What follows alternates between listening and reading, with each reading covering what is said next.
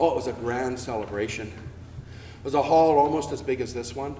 In one corner, there were presents of all kinds piled up. There were linens and all kinds of appliances and anything a young couple could need.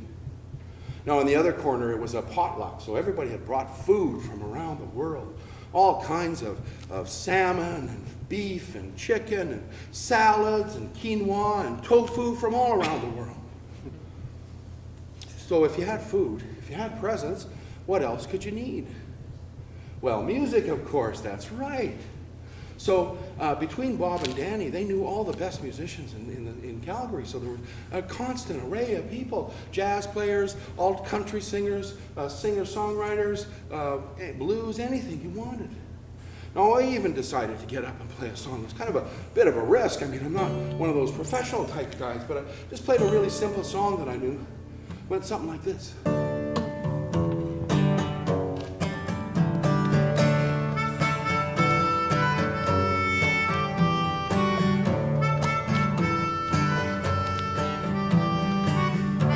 Now, by some strange coincidence, it has a wonderful sing-along chorus. How would you like to help me out here? Can you say, hi-oh? Hi-oh. Okay, next time around. Hi-oh. Right, you're getting good now. One more time. Hi-oh. All right. Home is where I wanna be. Pick me up and turn me round. In this ground, head in the sky. That's okay, I know nothing's wrong, nothing.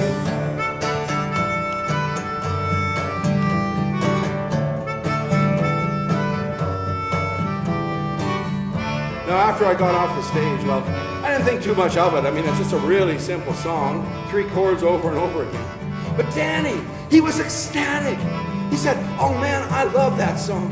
That's my favorite song in the whole world. You know why? Because it is so simple. It's just a very simple chord progression. You know, when the Talking Heads, you know, when they recorded that song, they all switched their instruments around. It was that easy. The guitar player was playing the bass. The 2 guitar players, they traded their guitars in for keyboards. They'd all never played these instruments before. That's why it's so incredible. And so once again, Danny had told me something about music that I'd never understood before. And I said, oh, hi-oh. I said, oh, hi-oh. I said, oh.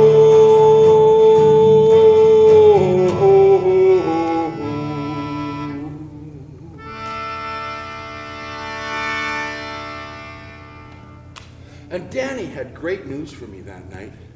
He told me that after 40 years as a professional musician, after struggling to make ends meet, big gigs in smoky bars, basements, garbage bins, Danny had finally gotten the recognition that he deserved. The Canada Council had given him a grant, and the grant was to go to Japan and study the noise music scene there. It was incredible. I was so excited for him. You see, it put all his passions together. Japan, jazz, going out beyond his known world, exploring something new. And so a few months later, Danny actually flew out of Calgary and his plane landed in Tokyo, but I don't think Danny ever stopped flying. He gets into downtown Tokyo. He's got his bags on his shoulders. He's got his instruments on the other shoulder. One of the straps on his sax instrument breaks, and so he whips off his belt and wraps that around. And he's wandering around the streets of Tokyo.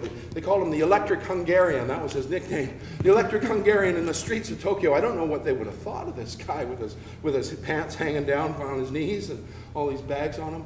But soon enough, he met up with a contact, and the guy took him to an art gallery which had a suite upstairs, and that's where Danny was going to stay. And that started a whirlwind of activity. There were all kinds of meetings and conversations and gigs. He went out to gigs. He met with people. He started to build a group of people around him who were interested in him, because he was always doing that. And soon enough, he started to give his own gigs. And as he went on, they got bigger and bigger and started to draw more and more crowds in. He performed under the name Jazz Snob Eat Shit. Jazz Snob, eat shit. Eat shit, Jazz Snob, eat shit. Eat jazz, eat snob, eat shit, eat jazz, eat snob. Jazz Snob, eat shit. Now, after Danny had been in Tokyo about 2 or 3 weeks, there was a group of people waiting around in the foyer of that art gallery I was talking about, and Danny was upstairs. He was changing, so they're all waiting for Danny and sitting around and talking. And all of a sudden, they heard a thud upstairs. Now, you know how it is when you think something's wrong, but you can't quite put your finger in it? You can't quite understand what it is? It was kind of like that for these people. They knew something had happened, but they didn't know what it was. So somebody went up to investigate. And he walked into the bedroom where Danny was supposed to be changing. And Danny is on the floor, and he is dead.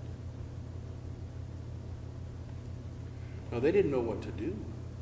They contacted the authorities, of course. But they'd come to know and love Danny in the 2 weeks that he'd been there. But they didn't realize they didn't know anything about his life in Canada. They didn't know who to contact. Finally, somebody remembered a mutual friend who lived in New York. So the message went from Tokyo to New York, and from New York it went to Calgary. And from Calgary it went all around the world to all the people who knew and loved Danny, including me in Vancouver. Now, the news was so devastating. My sister's husband, Bob was a man of few words. He always kept his emotions to himself. Bob locked himself in the bathroom and he cried for 2 hours. Now, we found out later that Danny had died from something called epiglottitis. Now, the epiglottis is a tiny, tiny membrane, tiny piece of skin right at the bottom of our throat. It's there to keep us alive. It's there to separate our wind passageway from our air passageway so that the food doesn't get into our lungs. But every once in a while, especially if you're traveling, you might pick up a kind of an infection or a strep virus or something like that. The epiglottis will get infected and it will expand and swell and block off the airway. And that's what had happened to Danny. So this man, who had spent his life exploring his deepest passion, the deepest parts of his soul through his music, had died when the air was literally stolen from him. Now, it's the Christmas following Danny's death, and I travel back to Calgary for a visit. We go over to Danny's widow's house, Vles, and we have a great night. We're trading stories about Danny, the shakuhachi, the flute, the saxophone, all the instruments he played, all the bands he was in, all the gigs, all the stories start coming out. The night comes to an end. I'm putting on my coat by the doorway, and Frila says, "Jim, just wait a second." And I wait there. I don't know what she's doing. She goes into the bedroom. She comes out. And she's holding the shakuhachi that Danny had found in Vancouver 25 years earlier. She says, "Here, Jim, I think Danny would have wanted you to have this."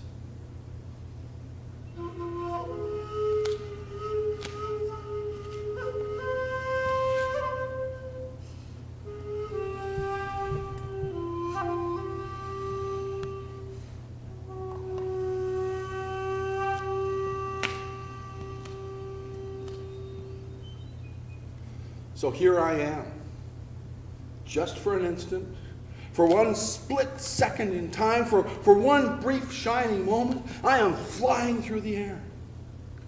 And the thing about these split seconds in time is they only last a split second in time. I am flying. There's no time for thought or sentences or really articulating what's happening for me. It's all images flashing in my head, feelings in my body. But if I did have the opportunity to articulate a sentence, I'd probably have 2 sentences in there. One would be, at this particular point in things, I'm starting to realize that I'm starting to head down. And gravity, it turns out, is not an option. So that particular sentence would have a lot of swear words in it, a few holies and a few mothers and a few all kinds of things, but that would be a long sentence. The second sentence would have something to do with the fact that well, like, listen, we've known each other about 50 minutes now, so I feel I can share with you that I'm not exactly the most slender person in the whole entire world, not the slimmest toothpick in the toothpick box here. I'm a hefty fellow. So falling from this height to the ground, my body's not made for that.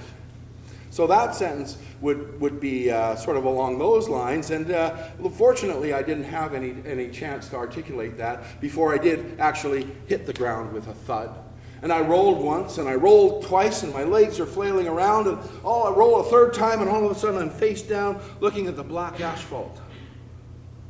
Now I look up and I see the car and the doors open and the driver's coming towards me. I'm sorry, I'm so sorry, I'm sorry. I don't know what to do. I jump up to my feet. Now this is kind of a good sign. I haven't broken anything. No bones are broken. There's going to be the 6 months of physio for the soft tissue damage, but we won't talk about that now.